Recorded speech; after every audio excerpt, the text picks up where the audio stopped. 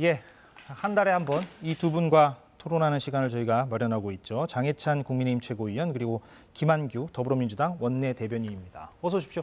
안녕하세요. 예, 안녕하세요. 예, 오랜만에 뵙습니다. 오늘이 단식 19일째였고 오전 7시 15분에 병원으로 이송이 됐습니다. 이재명 대표가. 그리고 9시 반에 중랑구 녹색병원으로 갔고요. 예, 지금 오늘 아침 화면이 나오고 있습니다.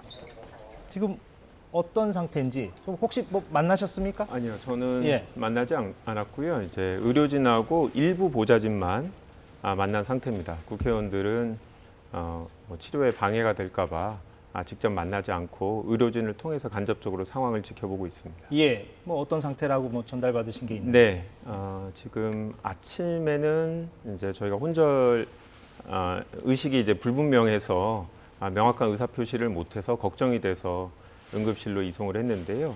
현재는 의식은 돌아온 상태시고 다만 뭐 의사 표시가 되게 자연스럽지는 않은 상태라서 여전히 제한적으로 간단한 의사 표시만 할 수 있는 상태인데 예. 그래도 뭐 위기는 좀 뭐 벗어났다라고 좀 의료진을 통해서 듣고 있습니다. 그래서 이제 의사 표시를 간단하게라도 할 수 있는 상황이어서 그런지 방금 전에 그 들어온 소식을 보니까 병상에서 단식을 이어가겠다 이런 네. 입장을 지금 이 대표가 밝힌 것 같아요. 네, 본인이 원해서 병원에 간 게 아니기 때문에 이제 본인은 단식 중단의 의사 표시를 한 적이 없고 그래서 계속 해야겠다라고 저희가 볼 때는 이제 고집을 피고 계셔서 저희 입장에서는 이제는 충분히 본인의 의사 표시가 됐고 또 당원들이나 다른 의원들이 앞으로 어떤 방향으로 당이 움직여야 될지 의견들을 많이 모았기 때문에 예.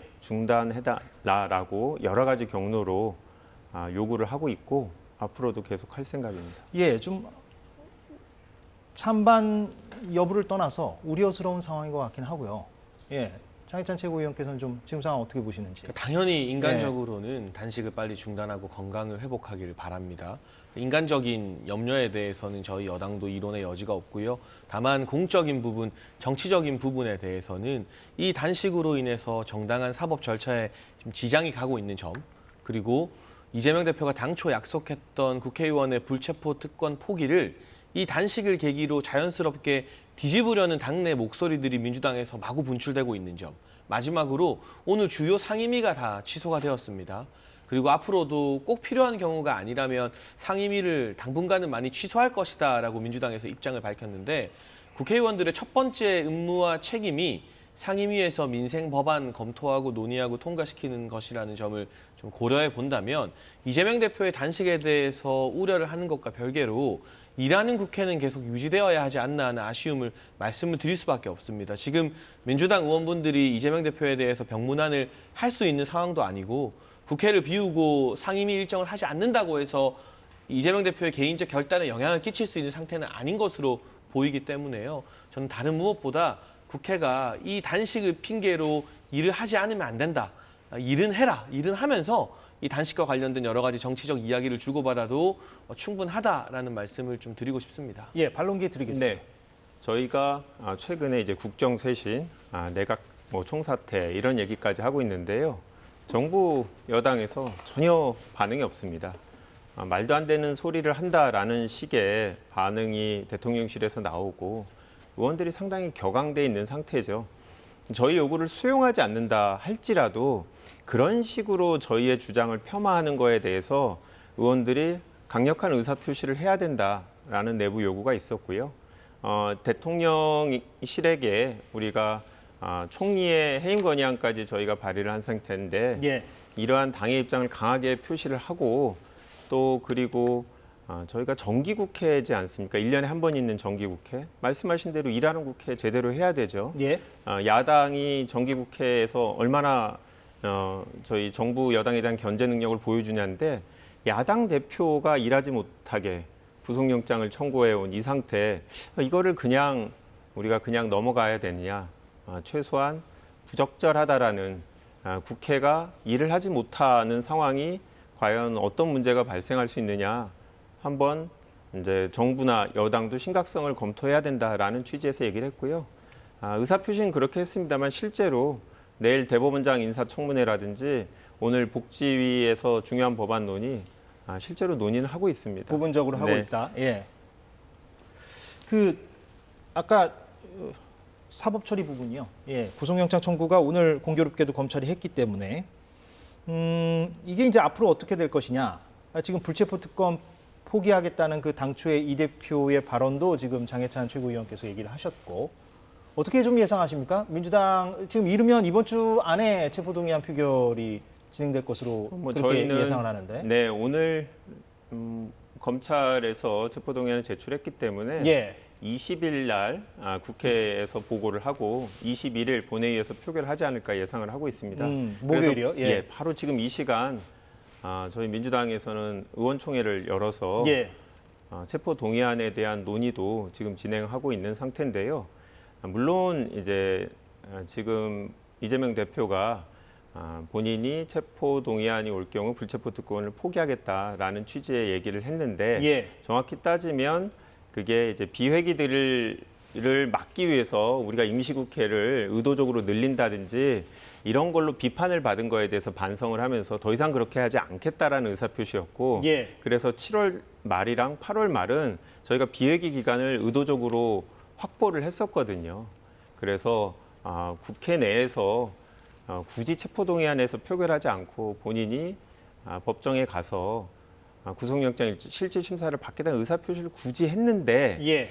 요번에 1년에 한 번인 정기국회, 사실 오늘이 첫날이거든요. 개회식엔 실질적인 논의를 안 했기 때문에 이게 상당히 정치적인 의도가 있고 당내에 어떻게 보면 분열을 조장하려는 체포동의안 표결과 관련해서 당의 이견들이 표출되는 것을 정치적으로 이용하려는 게 아닌가라는 목적 때문에 의원들이 한번 이게 정당한 영장 청구인지 논의를 해봐야 되지 않냐라는 의견들이 강하게 나오고 그럼 있습니다. 오늘 뭔가 통일된 결론이 나올까요? 그렇지는 않을 것 같고요. 아직 예. 체포 동의안 자체가 안 왔기 때문에 구체적으로 혐의 사실이라든지 뭐 구속의 필요성에 대해서 간략하게 보도 자료 나온 거 외에는 없습니다. 저희가 그래도 내용은 보고 판단해야 된다라고 생각하고 다만 오늘 상황에서 당이 어떻게 의견을 모을지 기초적인 이야기는 나올 것 같고 한 목요일 정도 표결할 거기 때문에 내일 모레 아마 계속적으로 당내 여러 의견 그룹들이 소그룹으로 논의를 한 다음에 예. 아마 직전에 모여서 의견을 정리하지 않을까 싶습니다. 예. 장해찬 최고위원은 어떻게 전망하십니까? 민주당이 어떤 행보를 보일 것이다? 그러니까 민주당이 상식적이고 합리적인 정당이라면 그리고 이재명 대표의 이 단식이 본인의 사법 리스크를 막기 위한 사리사욕 단식이 아니라면 당초 약속대로 당론으로 가결한다는 입장을 공고히 밝히면 됩니다. 그렇게 되면 사실 저희가 그동안 이재명 대표의 단식을 두고 방탄 단식이라고 비판했던 것들이 힘을 잃게 되는 거죠. 저는 오늘도 앞차례 여러 방송에서 공개적으로 말씀드렸는데요. 만약 민주당이 가결을 당론으로 정하고 실제로 체포동의안 가결시키면요. 제가 지난 2주 동안 여러 경로를 통해서 이재명 대표 단식을 방탄 단식이다, 사리사욕 단식이다 비판했던 거 철회하고 공개 사과하겠다고 밝혔습니다. 예. 저는 사과하고 싶습니다, 사실. 왜냐하면 정치인의 단식이라는 투쟁과 저항의 수단이 개인의 사법 리스크를 막는 도구로 변질되면 안 되기 때문이죠. 제가 다소 면이 빠지고 모양이 상하더라도 공개 사과하고 싶어요. 근데 지금 흘러가는 분위기를 보면 정청래 수석 최고위원이나 박찬대 최고위원을 비롯한 친명계 주류의 지도부들은 당연히 이거는 부결시켜야 된다고 이야기를 하고 있고요. 그래도 비교적 개파 색채가 였다고 평가를 받았던 박주민 의원이나 중진 중에서 중심을 잘 잡는다고 알려진 우상호 의원도 어제 오늘 라디오 인터뷰 등에서 이번에는 부결시켜야 된다고 이야기하고 있거든요. 예. 그러니까 이 이재명 대표의 단식으로 인해서 민주당 내부의 합리적이고 온건한 분들이 그래도 우리 약속 지켜야 되는 거 아니냐, 가결하자라고 말할 공간이 지금 거의 삭제되고 있어요. 예. 뭐 우상호, 박주민 이런 분들이 그 예시이고 뭐 직접 의견을 밝히지 않았지만 조홍천 의원도 단식장 안 가겠다고 하다가 결국엔 가서 그 앞에서 뭐 격려와 위로를 전하고 오지 않았습니까? 이 분위기상 이재명 대표에 대한 체포 동의안은 부결될 확률이 대단히 높아 보이고 결과적으로 부결이 된다면 저희가 해왔던 비판이 이 부결로 인해서 정당성을 얻게 되는 것이거든요. 근데 정치적으로 저희 여당이 이번에 한 수 져도 되니까 이 방탄을 위한 단식이 아니었다는 걸 민주당 스스로 이재명 대표 스스로 좀 증명을 해줬으면 하는 바람이 있습니다. 예, 이런 문제 제기가 네, 있을 수는 있을 것 뭐 같습니다. 있을 수 있고요. 예. 뭐 단식은 이재명 대표가 밝혔듯이 윤석열 정부의 실정에 대해서 야당이 과연 어떤 견제를 하고 있느냐에 대한 문제의식이 많았고요.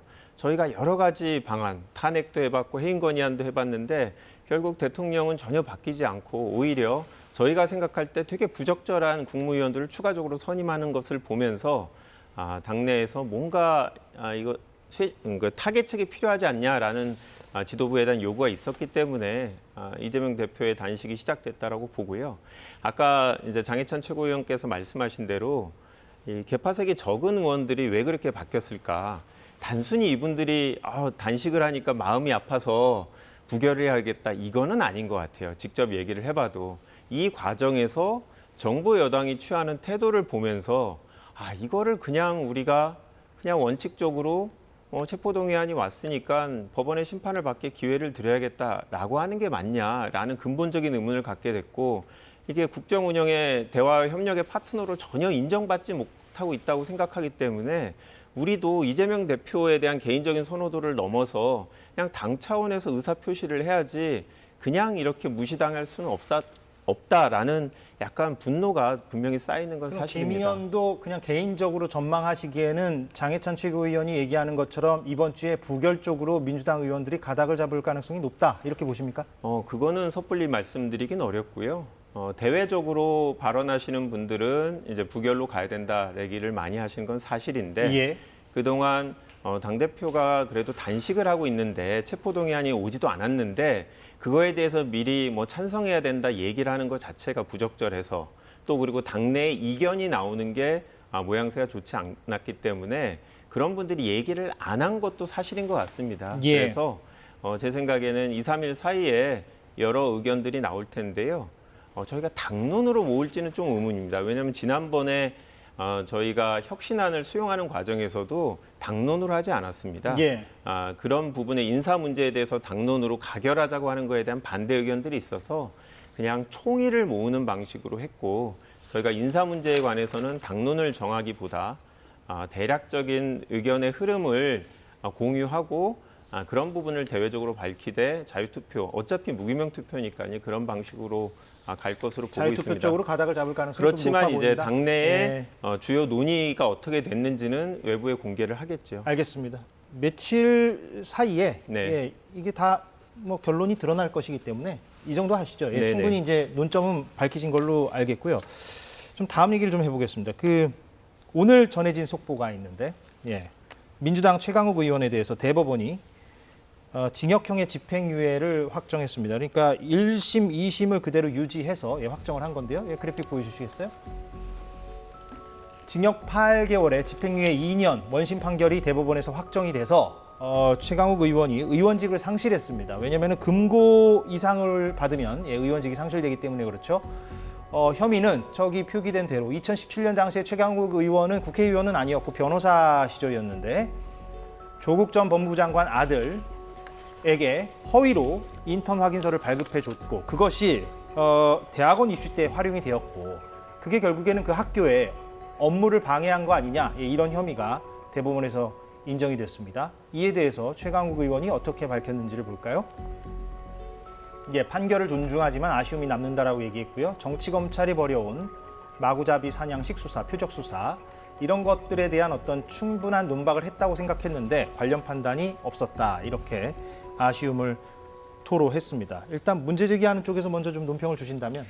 일단은 이 대법원의 뜬금없는 전원 합의체 회부로 최강욱 의원이 국민 세금을 받는 기간이 또 대폭 늘어났잖아요. 그래서 정의가 바로 서긴 했지만 너무나 지연된 정의였다. 김명수 대법원 체제에서는 유독 민주당 관련 정치인들의 재판이 이렇게 지연되면서 정의가 바로 서는 시기를 늦추는 일들이 많이 벌어졌다는데 유감을 좀 표명해야 될 것 같고요.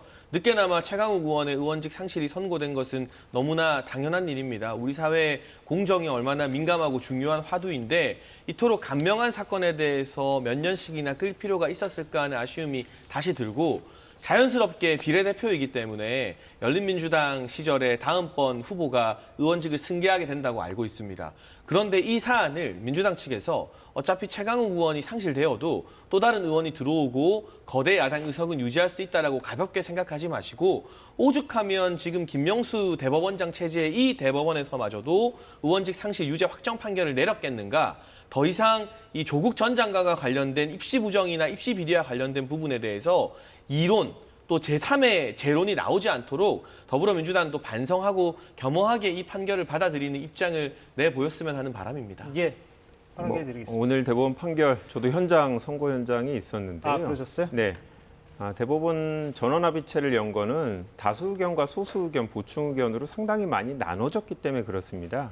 대법원은 뭐 형량이 높고 낮음을 판단하는 곳이 아니라 재판 과정에서 법률 위반이 있었거나 체증법치 위반, 그 증거를 선택하는데 법적인 문제가 있는지를 판단하는 거고 예. 오늘은 상당히 다양한 의견들이 나왔습니다. 다수 의견이 비록 원심을 인용을 하는 방식으로 갔습니다만 분명히 수사 과정에서 인권 침해의 요소가 있다라는 취지의 소수 의견이 나왔다라는 것은 전원합의체의 필요성이 있었다라는 것이고요. 예. 이 사건이 사실은 다 조국 전 장관에 대한 상당히 정치적인 수사에서 다 파생된 겁니다. 관련된 사건들을 보면 이 사안 자체는 최강욱 의원 자체가 사실관계를 부인하고 있는데 설사 그게 사실이라고 할지라도 개인 법률사무소, 작은 법률사무소의 인턴 확인서로 벌금형이 있음에도 불구하고 집행유예까지 선고하는 게 타당하냐. 그리고 유사한 사례들이 수사만 되지 않을 뿐이지 많은 경우에 있을 텐데 그런 형평성 측면까지도 고려해야 되는데 오늘의 대법원 판결은 그런 수사 자체가 상당히 정치적인 목적으로 시작이 돼서 결국 여기까지 온 게 아닌가 하는 아쉬움이 있고요. 예. 네, 그런 목적에서 대법원 판결도 그런 부분까지도 전체적으로 검토를 했어야 되는데 알겠습니다. 좀 형식적으로 보신 게 아닌가 합니다. 예, 엇갈린 그 관점을 두 분이 한 말씀씩 주셨기 때문에 시청자 여러분들이 아마 판단을 좀 하실 것 같고 조국 전 장관 얘기가 등장해서 자연스럽게 그 서울 강서구청장 보궐선거 다음 달에 있죠. 이 얘기로 넘어가 보도록 하겠습니다. 김태우 전 구청장이 국민의힘 후보로 최종 확정이 됐어요. 그러니까 그 아시다시피 본인이 이제 대법원에서 확정 판결을 받는 바람에 보궐선거가 치러지게 됐는데 중간에 이제 사면 복권이 돼서 다시 그 본인이 재등판하는 그런 이례적인 좀 상황이 벌어지게 된 건데요. 최근 나온 여론조사 결과가 있어서 한번 좀 분석적인 얘기를 우리가 좀 해볼 필요도 있을 것 같은데요. 리얼미터가 조사한 ARS 800명을 대상으로 조사한 겁니다. 물론 이때 이 800명은 강서구 주민들을 대상으로 한 거죠. 투표권이 강서구 주민들에게 있으니까요. ARS 800명 조사고 오차 범위가 플러스 마이너스 3.5%포인트라는 거를 알 수가 있고요. 자세한 내용은 중앙선거 여론조사 심의위원회 홈페이지를 참조하시면 되겠습니다. 저렇게 나왔어요. 민주당 진교훈 후보가 전략 공천을 받았죠. 39.4. 김태우 후보가 28.1. 그래서 오차 범위 바깥으로 좀 벌어져 있다는 거를 알 수가 있습니다. 물론 이렇게 선거 결과가 최종적으로 나올지 안 나올지는 더 지켜봐야 되겠습니다만 아무튼 그렇고요. 나머지 후보들의 수치도 지금 보고 계십니다. 일단 이 수치 장희찬 최고위원께서는 어떻게 좀 보시는지요? 그러니까 저는 예상했던 수치이고요. 아, 그렇습니까? 기본적으로 저희가 강서라는 험지에서는 늘 도전하는 입장이었습니다. 지난 지방선거에서 김태우 후보가 구청장에 당선됐던 것을 제외하면 대부분 민주당이 승리를 거둬왔던 지역이고 지역구 국회의원 세석도 다 민주당이 가지고 있기 때문에 절대적 열세의 위치에서 겸허한 도전자의 마음으로 저희가 여당이지만 강서 선거에 있어서만큼은 도전자의 마음으로 한 걸음 한 걸음씩 방금 나온 격차를 줄여갈 수밖에 없고요. 예. 다만 앞으로 격차를 줄일 만한 모멘텀은 몇 가지 있다고 생각합니다. 김태우 후보 같은 경우는 경선을 통해서 여론조사로 선출된 후보인데 진교훈 후보 같은 경우는 14명이나 후보 신청을 했음에도 불구하고 민주당 지도부의 전략 공천으로 후보가 되었거든요. 이러면 이 결집이 중요한 재보궐선거의 특성상 그래도 정당한 경선을 거친 후보가 기존 정당 지지층을 좀 더 잘 흡수할 가능성이 있다고 저희가 판단을 하고 있고요. 민주당에서는 자꾸 검찰 대 경찰 프레임을 세우고 있는데 저희는 오히려 1년 이상의 구정 경험이 있는 구청장 출신 후보와 경찰 후보의 대결이라고 바라보고 있습니다. 지난 이 보궐선거와 관련된 사유를 만들었다는 과거적인 이슈를 가지고도 공격을 하는데요. 김태우 후보가 1년 남짓 구청장으로 근무를 했었습니다만 강서구의 최대 현안 중 하나가 그 폐차장 부지 이전이었습니다. 그걸 이전 구청장들도 3명의 민주당 국회의원들도 해내지 못했던 것을 오세훈 서울시장, 김병수 김포시장 모두 다 국민의힘 출신이기 때문에 원활한 합의로 1년 만에 김포로 부지 이전하는 이 수건을 해결해냈거든요. 그럼 앞으로 미래적 관점에서도 강서구 주민들의 여러 가지 이 필요한 사업이나 인프라 등이 있을 텐데 서울시장과 정부가 한 몸이 되어서 뛸 수 있는 구청장 후보에게 조금 더 힘을 실어주지 않을까. 다른 정치적 이슈를 떠나서 민생과 실익을 생각한다면 김태우 후보도 여전히 이 지금의 수치에서 역전할 가능성이 있다고 희망을 걸고 있습니다. 예, 장해찬 지구위원이 여러 가지 지지 발언적 성격을 좀 해주셨는데, 예, 그렇죠. 당연하죠. 최고위원이 예. 같은 근데 당 후보를 지지 발언해야죠. 그러니까 제 말은 조목조목 아주 구체적으로 네, 네. 예, 준비를 저희가 많이 하고 있습니다. 김태우 후보가 이 방송을 본다면 매우 흡족해 했을 것 같은데 네. 김태우 후보의 녹취를 저희가 육성을 준비한 게 있는데 이거 마저 듣고 김한규 의원께 발언 기회 드리겠습니다. 최강욱, 조국, 울산 사건과 달리 제 사건을 신속하게 처리하는 것을 보면서 형평성에 정말 문제가 있다. 이런 부분이 있고요. 내용 면에서도 조국이 유죄면은 저는 무죄입니다. 내용과 절차 면에서 좀 온당치 못한 판례였기 때문에 그런 여론이 비등했습니다. 그래서 그 여론을 받들어서 대통령께서 사면 결단을 내리신 것으로 저는 판단을 하고 있습니다. 예, 김태우 후보의 발언까지 보셨고 김한규 의원이 저도 할 말이 정말 많고요. 한편으로는 김태우 후보가 공천이 돼서 저희는 참 다행이라고 생각합니다. 여러 가지를 보여줄 수 있는 후보라고 생각하는데요. 아까 여론조사부터 나왔으니까 말씀을 드리면 국민의힘에서는 원래 힘든 데다라고 이제 얘기를 하는데 그렇지 않죠. 중요한 거는 가장 최근의 두 선거, 대선과 지방선거, 그때에 비해서 얼마나 바뀌었느냐라는 게 중요한 거죠. 예. 분명히 강서구청 선거에서 국민의힘이 이겼던 작년 6월 1일과 지금을 비교해 보면 아마 여론이 강서구만이 아니라 수도권 전체에서 대통령에게 상당히 비우호적으로 변했다라는 것을 상징적으로 보여준다라고 생각하고요. 그리고 김태우 후보 자체가 아까 인터뷰에서 조국이 유죄면 본인이 무죄라고 하는데 전혀 무관합니다.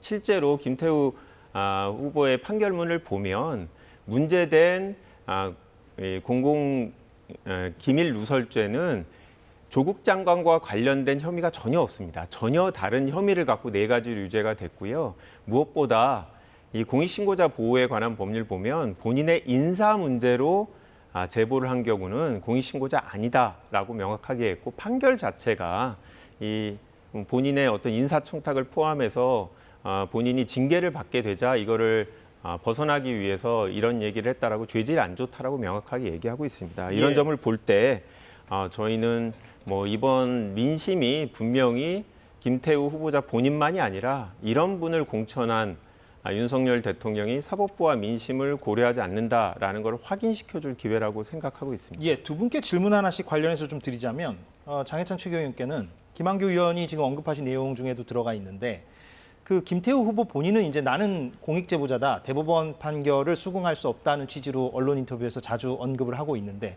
실제 그 판결문 내용을 보면 대법원은 공익제보자로, 공익신고자로 인정하지 않고 있지 않습니까? 물론 법원의 판단에 대해서 품평은 할 수 있겠습니다만 사후적으로.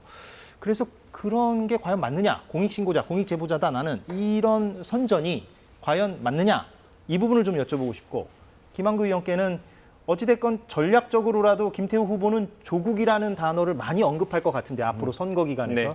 그게 민주당에게는 또 일정 부분 부담감이 될 것 같기도 하고 그걸 어떤 전략으로 또 맞서야 되는지도 좀 고민스러우실 것 같기도 하고 예, 먼저 좀 답변을 주신다면. 그러니까 판단은 국민들의 몫이기 때문에 예. 제가 설명을 좀 드리겠습니다. 김태우 후보자가 폭로했던 내용 중에 주요한 부분 2가지가 최종 유죄 판결이 나왔는데요. 그중에 하나가 조국 전 장관이 민정수석일 때 유재수 전 부산시 부시장을 감찰해야 되는데 무마해줬다는 것이고요. 그리고 또 한 가지가 환경부의 블랙리스트에 대한 폭로도 있었어요. 그래서 문재인 정부의 김은경 환경부 장관과 환경 담당하는 청와대 비서관이 실형 선고를 받았고 유죄가 확정이 되었고 환경부 장관이 문재인 정부 임기 중에 구속되는 일도 일어났습니다. 관련된 청와대 인사수석실의 행정관들도 지금 제가 알기로 수사와 재판이 진행 중인 걸로 들었습니다.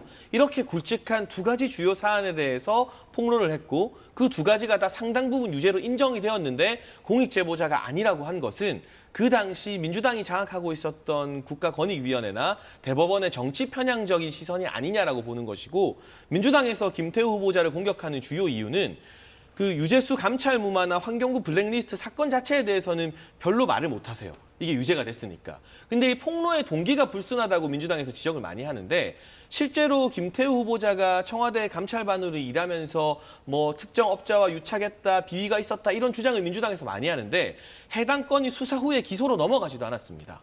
무혐의로 종결이 된 사안이에요.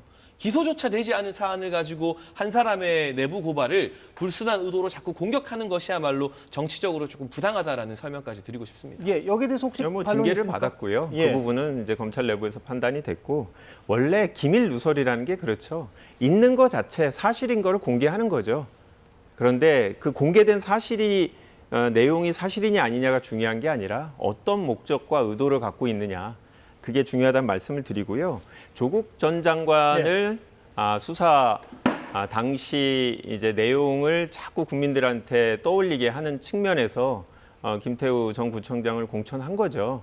그거는 뭐 대통령의 의지가 분명히 있고 그 수사가 성공했기 때문에 본인이 대통령이 되셨다고 생각하시는 것 같아요.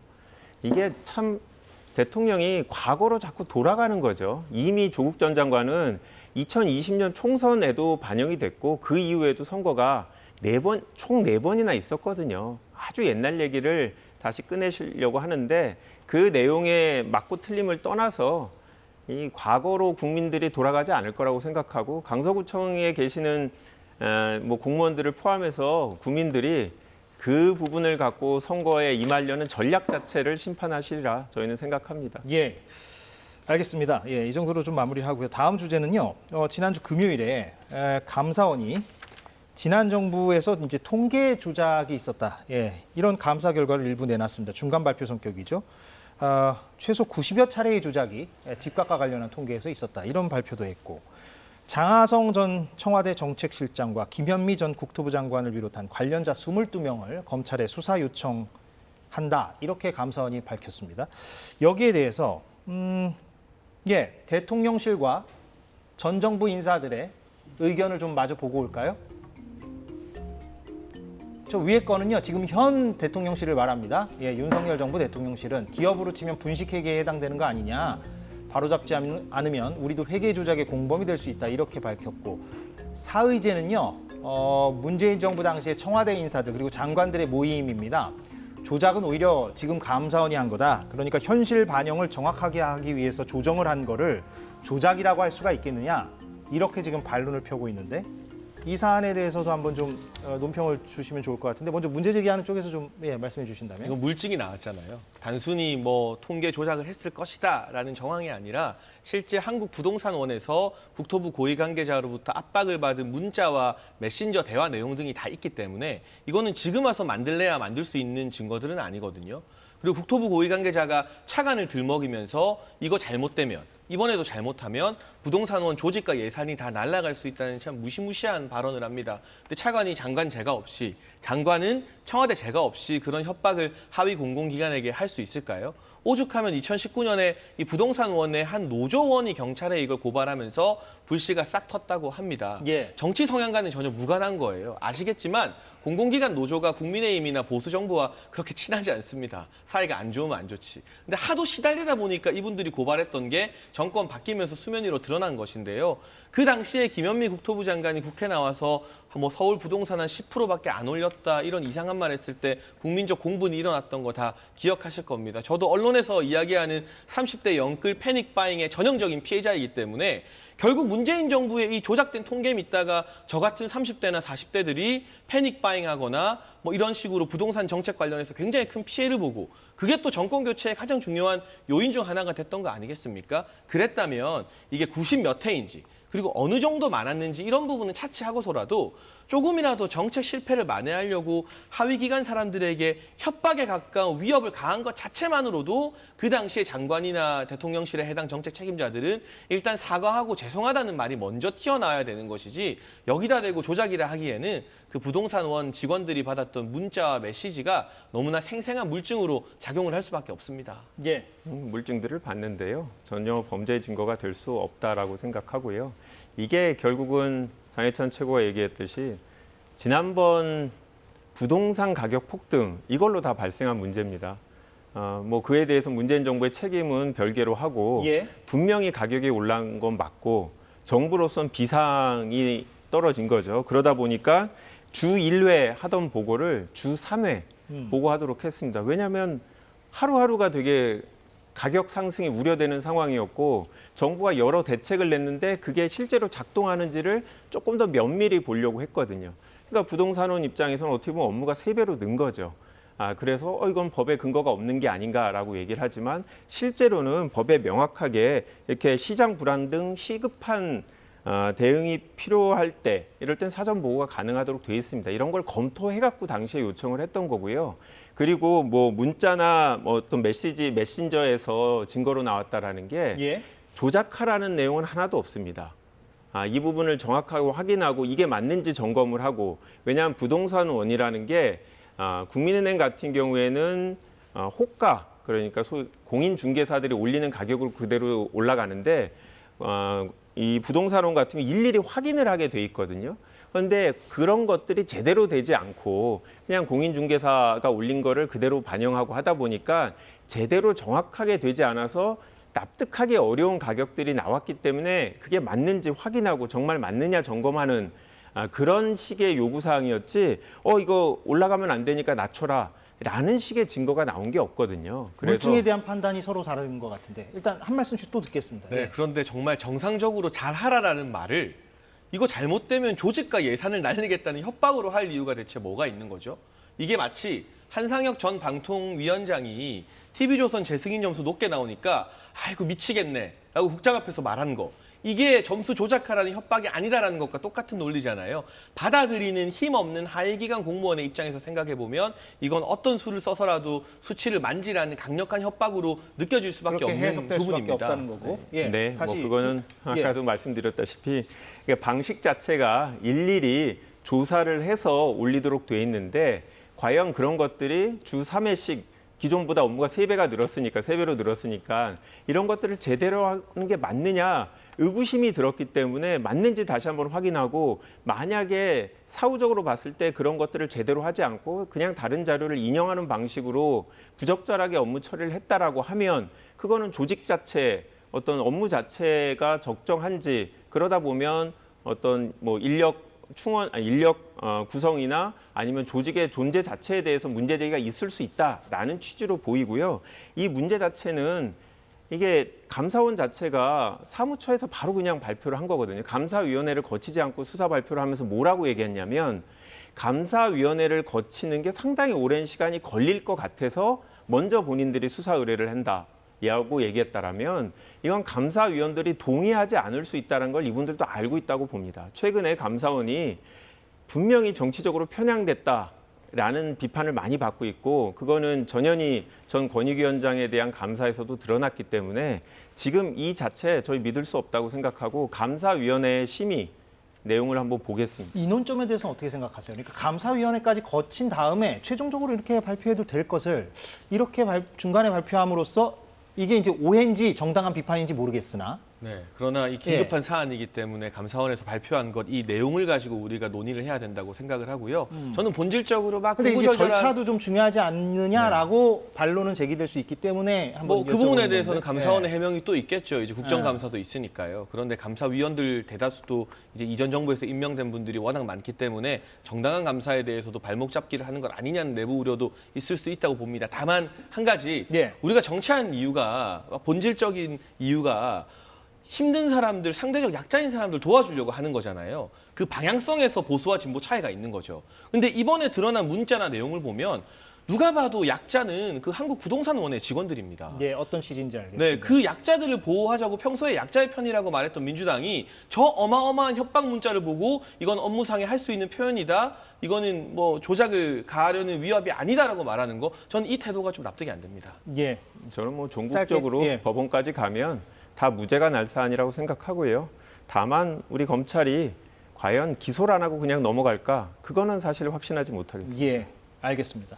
예, 시간이 다 지나갔네요. 오늘 여기서 마무리를 하도록 하겠습니다. 장해찬 국민의힘 최고위원, 김한규 더불어민주당 의원이었습니다. 고맙습니다. 감사합니다. 네.